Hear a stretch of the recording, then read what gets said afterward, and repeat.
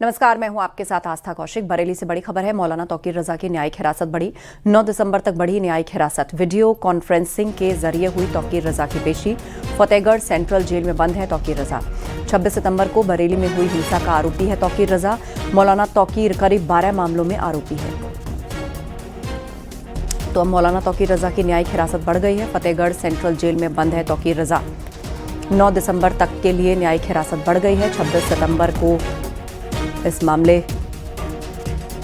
में पहले उनको दोषी ठहराया गया था। 9 दिसंबर तक अब न्यायिक हिरासत बढ़ गई है। फतेहगढ़ सेंट्रल जेल में बंद है इस वक्त तौकीर रजा। 26 सितंबर को बरेली हिंसा का आरोपी है। हमारे सहयोगी रामविलास हमारे साथ फोन लाइन पर जुड़ गए हैं। जी रामविलास, मुश्किलें बढ़ गई हैं तौकीर रजा की?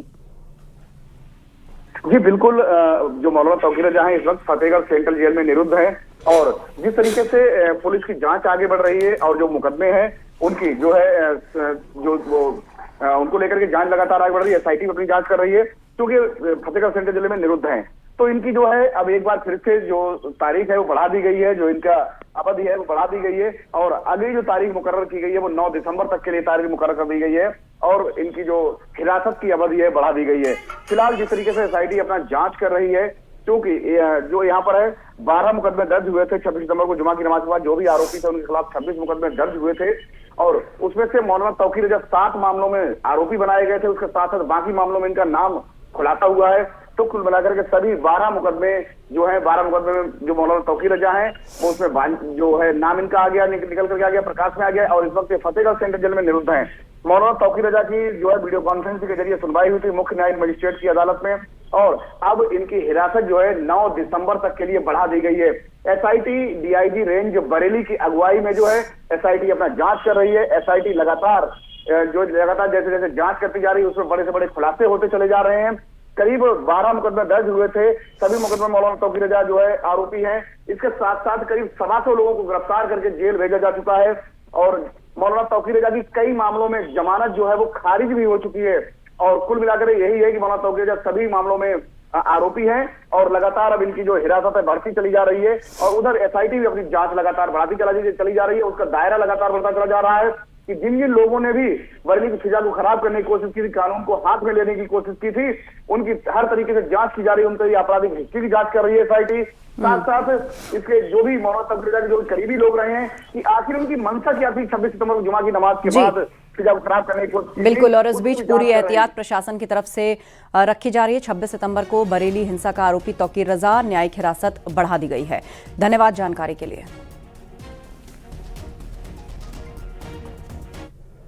दिल्ली ब्लास्ट से जुड़ी बड़ी खबर सामने आ रही है। जांच में कानपुर से फंडिंग का कनेक्शन मिला है और इसके बाद जांच एजेंसी ने 3 एनजीओ के खाते फ्रीज किए हैं। साथ ही डॉक्टर शाहीन से जुड़े लोगों की जांच शुरू हो गई है। सूत्रों की माने तो केस दर्ज करने की कवायद भी तेज हो गई है।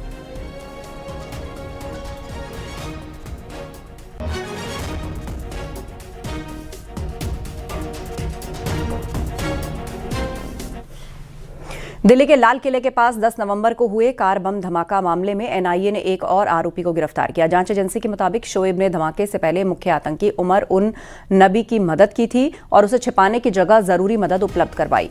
आरोपी शोएब फरीदाबाद का रहने वाला है। जांच में सामने आया है कि शोएब ने आतंकी उमर को धमाके से ठीक पहले अपने यहाँ पनाह दी, उसे गाड़ी मुहैया कराई। शोएब 7वां आरोपी है जिसे दिल्ली ब्लास्ट केस में गिरफ्तार किया गया।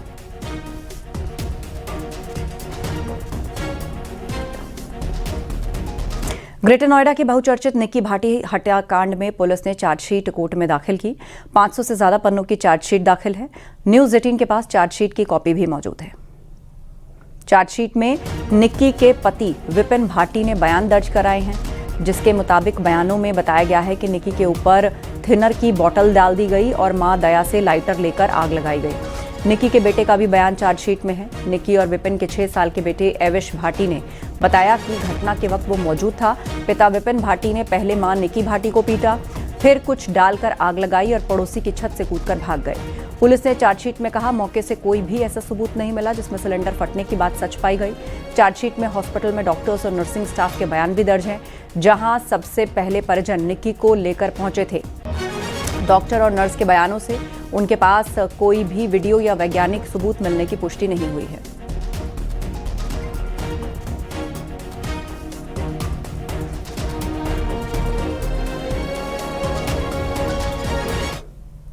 CM Dhami Gorkha ex serviceman welfare association के कार्यक्रम में शामिल हो रहे हैं और संबोधित कर रहे हैं। हमारे प्रधानमंत्री जाते हैं ऐसे स्थानों पर, हमारे ये सैनिक, हमारे गोरखा रेजिमेंट के लोग या गोरखा समुदाय के लोग जो अन्य स्थानों पर भी अपनी सेवाएं देते हैं, ऐसे कठिन स्थानों पर अपनी सेवा उन्होंने दी है और थोड़े समय में इसकी व्याख्या करना बड़ा कठिन काम है। आज मैं इस मंच से आपके समर्पण, त्याग और देशभक्ति को नमन करता हूं। मुझे गर्व है कि आज गोरखा समाज न केवल हमारी सीमाओं की रक्षा में बल्कि हमारे राज्य के विकास में भी बहुत महत्वपूर्ण भूमिका निभा रहा है और आपकी मेहनत, अनुशासन और निष्ठा प्रत्येक क्षेत्र में स्पष्ट रूप से झलकती है। अभी मैं कर्नल छेत्री जी से कह रहा था, जब भी मैं, चूंकि मैं एक सैनिक का बेटा हूं, सैनिकों के साथ बचपन में बड़ा हुआ, सेना को देखते हुए मैंने अपने जीवन की कई सारी चीजें जो मुझे अनुभव में आई, जो भी ज्ञान प्राप्त हुआ, वो बहुत सारा उसमें सेना का योगदान है।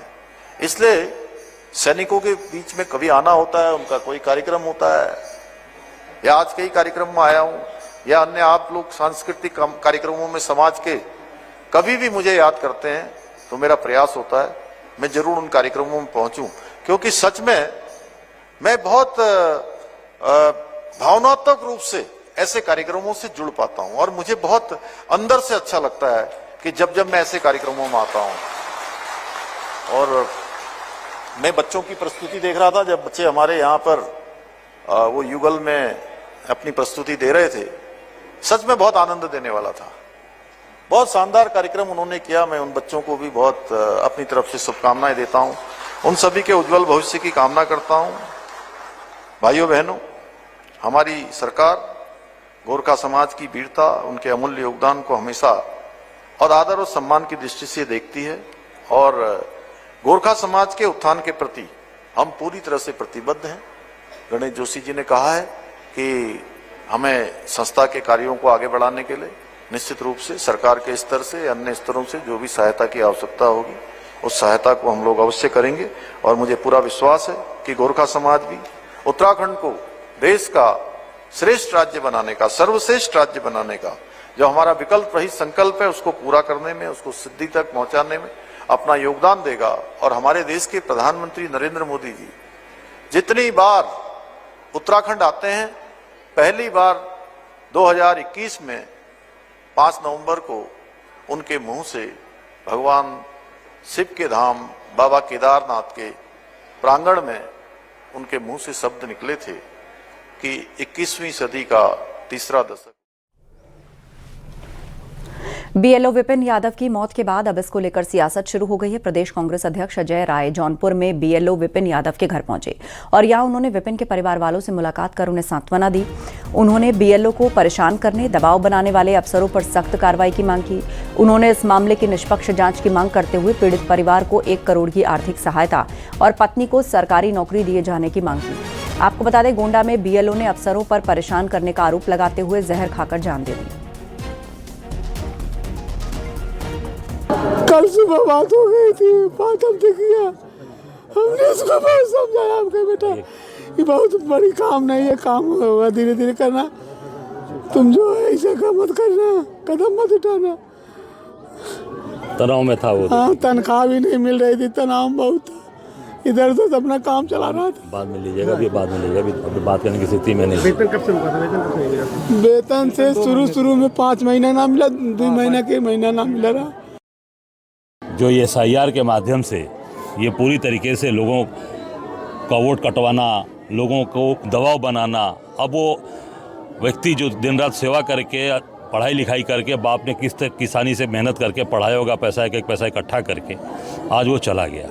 हमारी मांग है कि जैसे जो प्रताड़ित किया उनको SDM ने प्रताड़ित किया, BDO ने प्रताड़ित किया, लेखपाल ने प्रताड़ित किया, उनके खिलाफ 302 का मुकदमा दर्ज होना चाहिए, उनको जेल भेजना चाहिए और इस परिवार को 1 करोड़ रुपए आर्थिक सहायता और उनकी पत्नी को नौकरी मिलनी चाहिए, सरकारी नौकरी। साध्वी प्राची ने मदरसा और आतंकवाद को लेकर बड़ा बयान दिया है। मदरसों को आतंक की जड़ बताते हुए उन्होंने सभी मदरसों को बंद करने की मांग की। उन्होंने कहा कि मदरसे बंद होंगे तभी देश से आतंकवाद खत्म होगा। उन्होंने प्रदेश और केंद्र सरकार से वेस्ट यूपी के तमाम मदरसों की जांच की मांग की। उन्होंने कहा कि जब देश में एक देश एक संविधान है तो फिर पढ़ाई दो तरह की क्यों है, इसे बंद कर दिया जाना चाहिए।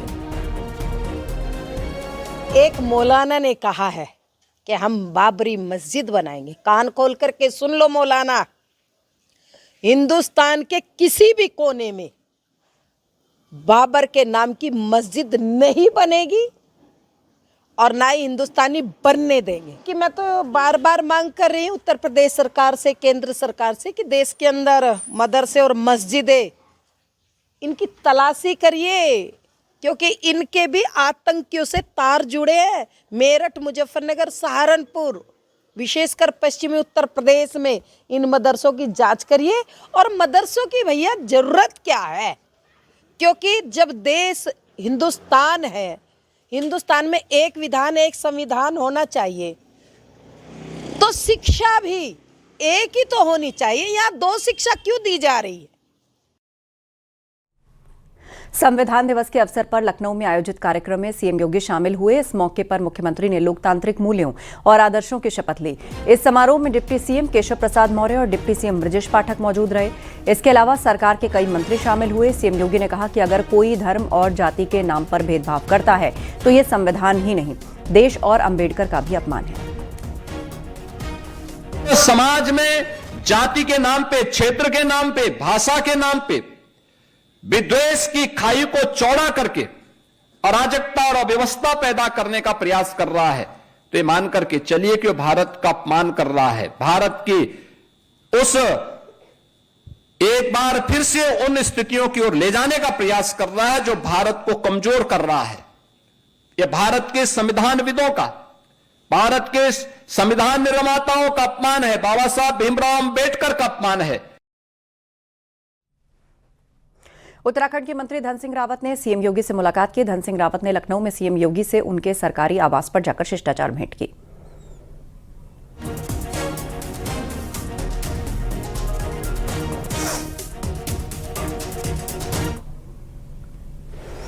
बीजेपी सांसद डॉक्टर भोला सिंह ने अखिलेश यादव पर निशाना साधा। उन्होंने आरोप लगाया कि अखिलेश को प्रभु श्री राम से समस्या है, इसीलिए वो उनके हर काम में बाधा डालते हैं। इटावा में केदारेश्वर मंदिर का निर्माण पूरा होने पर दूसरे मंदिरों में दर्शन करने जाने की भी उन्होंने बात कही।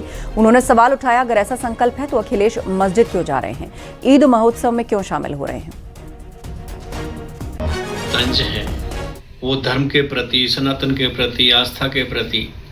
अब वो कहते हैं कि हम केदारेश्वर के मंदिर के निर्माण के समय में कहीं नहीं जाएंगे। तो अगर आप देखें तो मैं ये जानना चाहता हूँ अखिलेश जी से कि ये संकल्प उनका भगवान श्री राम के मंदिर जाने के लिए है, या मस्जिद जाने के लिए नहीं है, या किसी और जगह जाने के लिए नहीं है, या ईद पे जाने के लिए नहीं है।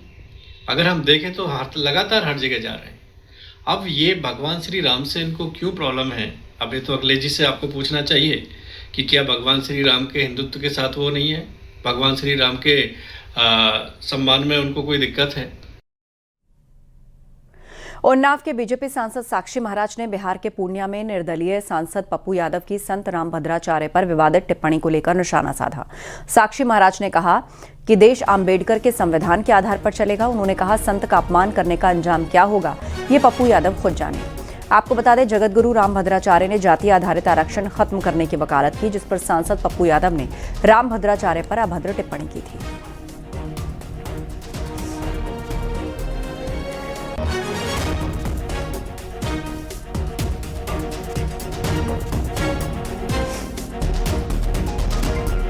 बाबा साहब भीमराव अंबेडकर के संविधान के आधार पर चलेगा। जहाँ तक पप्पू यादव के द्वारा एक संत को गाली देने का प्रश्न है, तो हमारे यहाँ कहा गया है, किसी तरह से नाश न जाए जब तेरा इंसान, तो एक बार करके देखना किसी साधु का अपमान। तो क्या होगा पप्पू यादव का, ये पप्पू यादव जाने। उन्नाव के प्रभारी मंत्री धर्मपाल सिंह ने कांग्रेस सांसद राहुल गांधी पर हमला बोला। धर्मपाल सिंह ने दावा किया कि कांग्रेस अब कभी सत्ता में नहीं आएगी। उन्होंने आरोप लगाया कि कांग्रेस ने जाति और धर्म के आधार पर लोगों को बांटकर 67 वर्षों तक राज किया। उन्होंने कहा, जो भी पार्टी जाति के आधार पर राजनीति करेगी वो खत्म हो जाएगी। मंत्री ने कहा, कांग्रेस ने जाति के आधार पर राजनीति की और खत्म हो गई। ये सब कभी सत्ता में नहीं आ सकती। कांग्रेस ने जाति के आधार पर ही लगभग 67 साल राज किया। 3 बिरादरियां जाति के आधार पर, मैं खुलकर ही बता देता हूं, कांग्रेस ने शेड्यूल कास्ट, ब्राह्मण और मुसलमान, अब इनमें सब में नेता हो गए। ब्राह्मण भी नेता हो गए, मुसलमानों भी अलग नेता हो गए और जाटों में भी अलग नेता हो गए। तो अब कोई भी पार्टी बिरादरी के आधार पर राजनीति करेगी वो समाप्त हो जाएगी। कांग्रेस ने बिरादरी के आधार पर राजनीति की, वो समाप्त हो चुकी है, फेल हो चुकी। दिल्ली से खबर है, कमला पसंद कंपनी के मालिक की बहू ने आत्महत्या की। कमल किशोर चौरसिया की बहू दीप्ति ने खुदकुशी की। वसंत विहार के घर में पंखे से शव लटका मिला। दीप्ति के परिजनों का खुदकुशी के लिए उकसाने का आरोप है। हालांकि सुसाइड नोट में किसी को जिम्मेदार नहीं ठहराया गया है। दीप्ति की साल 2010 में कमल किशोर के बेटे हरप्रीत चौरसिया से शादी हुई और बताया जा रहा है कि हरप्रीत ने 2 शादी कर रखी हैं। दूसरी पत्नी दक्षिण भारत के फिल्मों की अभिनेत्री है। वसंत विहार पुलिस मामले की जांच कर रही है। तो पान मसाला कारोबारी की बहू ने आत्महत्या कर ली है। सनसनीखेज खबर मिल रही है। दिल्ली पुलिस मामले की हर एंगल से जांच कर रही है। बताया जा रहा है कि घर में फांसी के फंदे से झूलता हुआ शव बरामद हुआ। वसंत विहार के घर में फांसी लगाकर खुदकुशी की। दिल्ली पुलिस मामले की जांच में जुटी है। पान मसाला कारोबारी की बहू की खुदकुशी की खबर सामने आ रही है। दिल्ली पुलिस मामले की जांच कर रही है।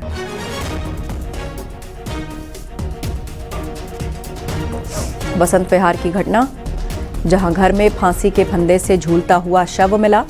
कमला पसंद के मालिक की बहू ने जान दी।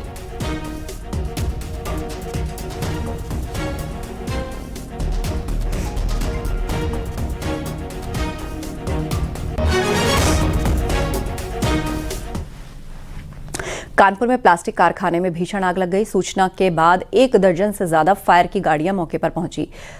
लाटूश, कर्नलगंज, पनकी, फजलगंज के साथ साथ जाजमऊ और बिठूर टीम से भी मदद मिली। कड़ी मशक्कत के बाद आग पर काबू पाया गया। पूरा मामला थाना रायपुरवा अंतर्गत क्षेत्र बताया जा रहा है।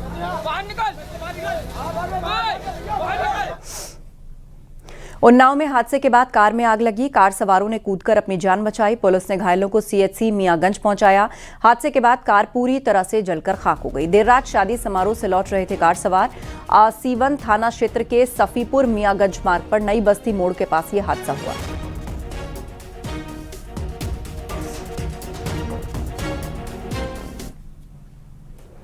लखीमपुर खीरी के नीमगांव थाना क्षेत्र में एक लड़की का शव कब्र से 600 मीटर दूर खेत में नग्न हालत में मिला। लड़की की 4 दिन पहले बीमारी से मौत हुई थी।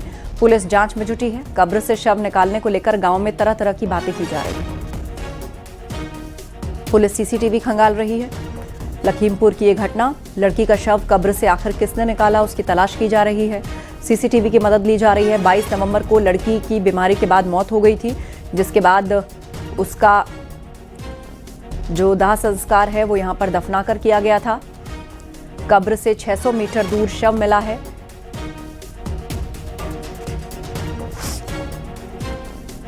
लड़की का शव कब्र से आखिर किसने निकाला उसकी तलाश की जा रही है। जानकारी जो कुछ लोग का कहना है कि तंत्र मंत्र है, कुछ कहते हैं जाति दुश्मनी है। हम फिलहाल हम लोग कहे हमारी कोई भी दुश्मनी किसी से है नहीं, यहाँ कोई से बुराई नहीं है। अब कुदरत अल्लाह जाने क्या है इसमें, क्या बताएं इसको। मौत बिटिया की बीमारी से हुई थी। हाँ, बीमार रहा है। हाँ, बीमार रहा है और नींद ही नहीं हो रहा है उसको। गोली खवाई जा रहा है, नींद की गोली। तब रात परेशान करते रहे। क्या नाम बताया आपने? शकील खान। आप पिता हैं? हाँ। अलीगढ़ के ऊपरकोट जामा मस्जिद के पास नगर निगम ने अतिक्रमण हटाओ अभियान चलाया। जामा मस्जिद के चारों ओर फैले अवैध निर्माण पर बुलडोजर चला। अतिक्रमण अभियान के दौरान सड़क और फुटपाथ पर बनाए गए ढांचे तोड़े गए। अतिक्रमण हटाने के बाद जामा मस्जिद के पास जल्द ही सीसीटीवी कैमरे लगाए जाएंगे।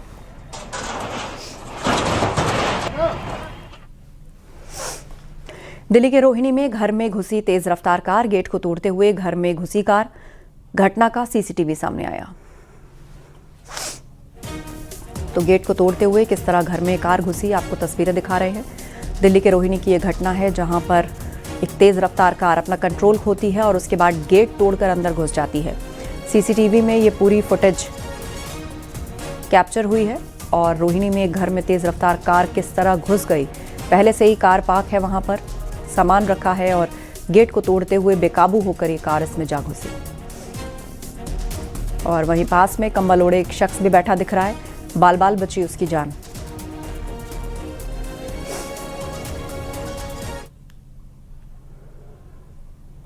ग्रेटर नोएडा यमुना एक्सप्रेसवे पर डबल डेकर बस पलटने से हादसा हुआ। बस में सवार थे 60 मुसाफिरों में 14 घायल हुए। हादसे का शिकार हुई बस दिल्ली से बनारस जा रही थी।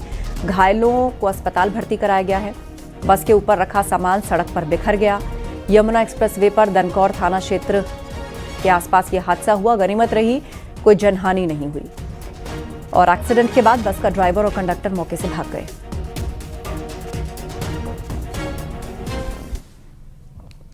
गोंडा में नेपाली डांसर मायानगर के कार्यक्रम में बवाल हुआ। मुंडन संस्कार में आयोजित कार्यक्रम में हंगामा हुआ। रिश्तेदारों और ग्रामीणों के बीच मारपीट हुई। दोनों तरफ से लाठी डंडे लात घूंसे चले। मौके पर पहुंची पुलिस ने भीड़ को दौड़ाया।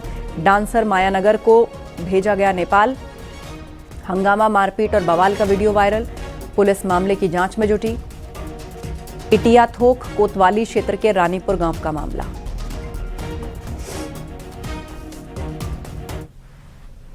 यूपी में शहर शहर एनकाउंटर हो रहा है। झांसी के थाना कोतवाली में पुलिस ने 25,000 के नामी बदमाश जितेंद्र उर्फ जीतू को मुठभेड़ के दौरान गिरफ्तार किया।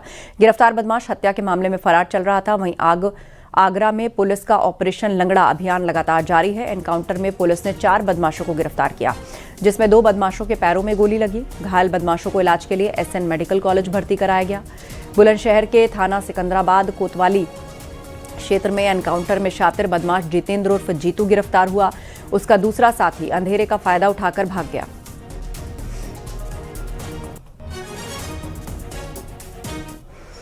मऊ के कोपागंज थाना क्षेत्र के 12 गांव के पास पेट्रोल पंप पर करीब 1 दर्जन से ज्यादा बदमाशों ने एक शख्स की लाठी डंडे और धारदार हथियार से मारकर उसे घायल कर दिया।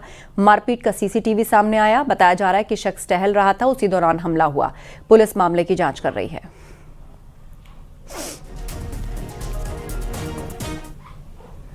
संभल में एक और प्राचीन बंद कुआं मिला। डीएम के आदेश पर नगरपालिका प्रशासन ने कुएं की खुदाई शुरू कराई। पुराने दंगे में कारोबारी की हत्या कर शव कुएं में डालने का आरोप लगाया गया है। महमूद खान सराय इलाके में यह कुआं मिला है। तो डीएम के आदेश पर अब ये खुदाई की जा रही है। संभल की घटना बताया जा रहा है, इसमें एक प्राचीन कुआं मिला है और नगरपालिका प्रशासन खुदाई करवा रहा है। डीएम के आदेश पर ये खुदाई चल रही है। इतना ही नहीं, बताया जा रहा है कि एक व्यापारी को मारकर उसका शव भी यहाँ फेंका गया। कई तरह के आरोप लग रहे हैं।